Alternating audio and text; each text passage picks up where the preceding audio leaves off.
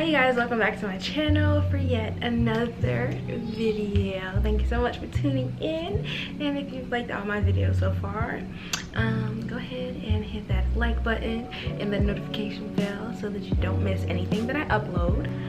So today in this video we are going to be talking about self-care beyond the basics.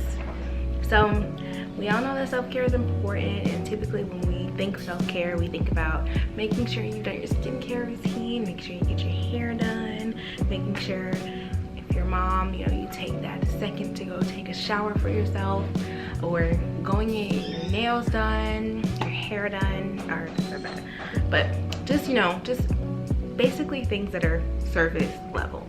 I wanted to give you guys some tips on how you can dig deeper and get to the root of some of those issues that you know that you've been dealing with probably for a long time. So let's get right into this video. So the first thing that I would like to talk about is workbooks and books.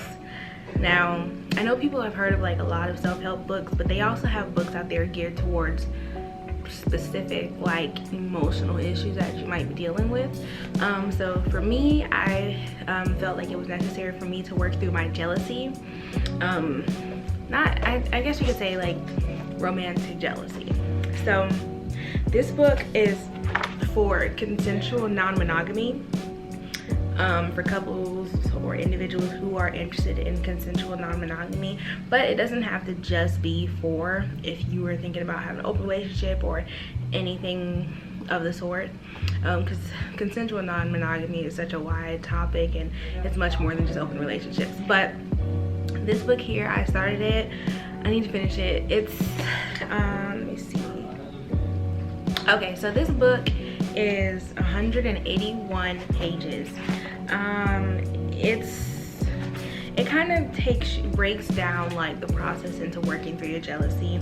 And this is, if y'all read it, this is the jealousy workbook. Exercises and insights for managing open relationships by Kathy Labriola. And she begins by kind of looking at like what's your idea of relationships and like what they're supposed to look like, and then you working through some of the things that you need inside a relationship and what you look for when it comes to a relationship, like what makes you feel secure, what do you like from your partner. And yeah, this is a great workbook. I started it and I need to finish it, but I got a lot to work through because I'm only at like the beginning of this thing. But this is a great workbook. I'll link it down below. Got it for 16. She's okay. She's just in her religion. I got it for $16.85 or something like that. Don't quote me. On Amazon, and 2-day shipping if you got Prime. Great. And then the next book that I've been using to kind of, you know, work through my emotional problems like on my own, you know, without the help of a therapist, is this book here. Let me get to the title, or like the front of the book. I'm reading it on Apple iBooks. This book is called, hopefully y'all can see that. Come on, camera. Okay, so it's called Adult Children of Emotionally Immature Parents: How to Heal from Distant, Rejecting, or Self-Involved Parents by Dr. Lindsay Gibson. I don't know these people, but I'm just going to definitely give you information for whose books these are, because then you can go and, like, you know, search these people up and see if they have any other resources and tools out there that you can use. But this book, obviously self-explanatory.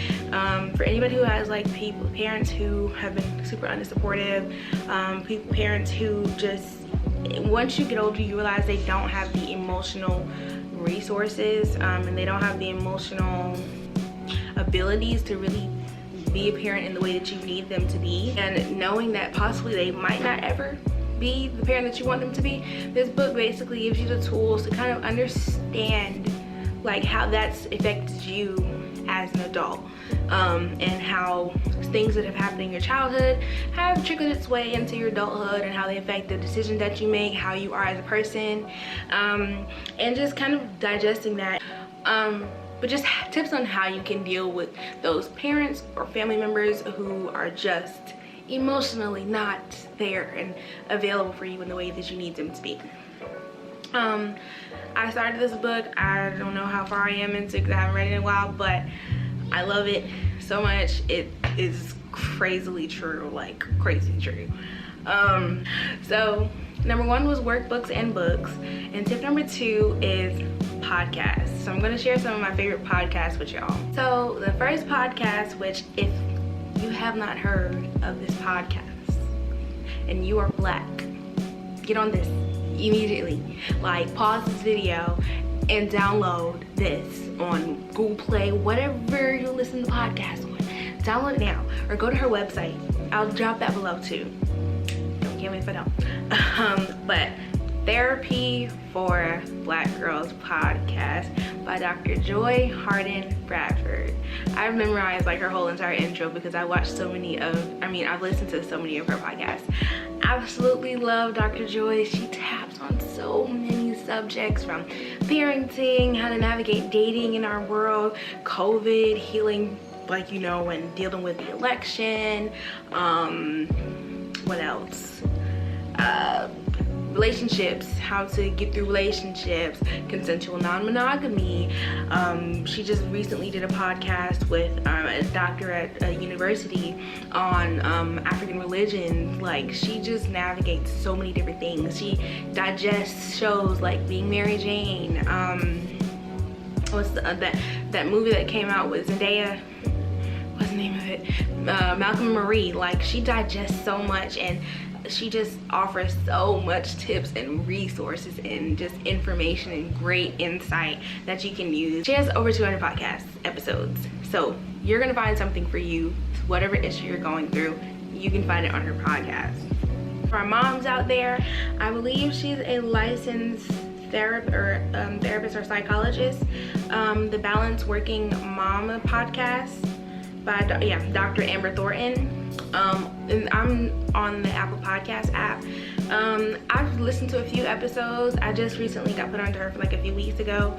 But she basically goes over how you can balance being you, not just the mom, but balance pursuing your dreams, balance being an entrepreneur, whatever that you want to do, and just making sure that you're taking care of your vessel. Because as moms, I know that we get caught up in taking care of our babies because they are our life, like our livelihood. But when they get bigger, who am I, and what do I like to do, and what are the things that I want to do in life? Like, I've cultivated and grown and nurtured this human being to being an adult. So like, what do I want to do with the rest of my life now that I'm quote unquote free? So just basically getting you to know you and to do the things that you want to do as well, in addition to being a mom. So nurturing yourself while you're nurturing your babies. And then I think I've been listening to this podcast for as long as I've been listening to Therapy for Black Girls, but Slay Girl Slay podcast by Ashley Legs is one of my absolute favorite podcasts. It's right up there with Therapy for Black Girls. Like, they go toe to toe. I absolutely love this podcast. She is an entrepreneur, and I think when she starts this podcast, she moved to LA, and you just kind of go through her journey of like her life in LA and her podcast just blowing up. And she just is so motivational, inspirational. Like, if you need like a black woman just in your ear with like a nice comforting voice to tell you could do it, girl, and you that, definitely check out her podcast. Like, I can't talk about how great it is. Just check out the podcast, and she has short ones, so you're not gonna sit there for an hour. If you're not the type of person who likes to listen to something for an hour, go ahead, and she has like 15 minutes, 10 minutes, 6 minutes, 20-minute podcasts. They're short, but just get your boost of information for the day, or inspiration for the day. You can listen to it while you're brushing your teeth or washing your face in the morning. When I was in college, in my dorms, that's what I would do. I would start my morning with a podcast. Just no TVs on, no radio, no music, nothing. Just my podcast playing while I was brushing my teeth, washing my face, and getting ready for my classes. Drinking my hot cup of tea. But yeah, just check her out, please. Those are the podcasts that I would recommend if you are just trying to do some self-help and dig a little deeper when it comes to, you know, doing some self-care for you, for your mental. And the last on my list is actually going to therapy. And I know y'all are like, oh, Jen, therapy is expensive and I don't got to go once. It's okay, it's okay. They have nonprofits where you can go and you can get same care, the same kind of care, the same level of care, but for a discounted price. I won't say discounted, but it's for lower rates. There we go. For lower rates than what you would if you went to a private practice. So for a 1 hour session with a therapist, I would say it ranges from like $90 to about $200 an hour, depending on who you go to. So at nonprofits and certain organizations or businesses, you can go and get therapy services, counseling services, see a psychiatrist for as little as like $20 for 45 minutes or for an hour, or, you know, I would say that's like around their starting prices, but depending on where you live, you just research what's available in your area. So for me, I think there's 2 places that I know of. One, where I work. I know that we have discounted counseling sessions, but like I think it's like $30 for an hour session at my job. But I just would prefer to go somewhere where I don't work with people. So they have another center here in the city where I live, and I heard about their sessions before and how they have offered the same kind of services over there. But yeah, I definitely would recommend that. Also, a lot of nonprofits, or all of them, do a sliding scale. It goes off your income and they decide how much you're going to pay based off of that. So kind of like if you go to the county health department or the local health department and you get a service done and you make a certain amount of money, then you would only have to pay a portion of that total amount. And then lastly, to close off this video, we have telehealth apps. So I'm pretty sure, I don't know if y'all have or not, but I've heard of these apps called Lemonade, BetterHelp, and others such as that, where basically you're able to get telehealth counseling and therapy. So you're able to connect with a therapist. I don't know how cheap or expensive they are. I did download Lemonade just for the accessibility, just because I work from 8:30 to 4:30, so that's kind of a lot of the times that an office is open. Not too many places that I found are open past 5, so that I can get face-to-face therapy.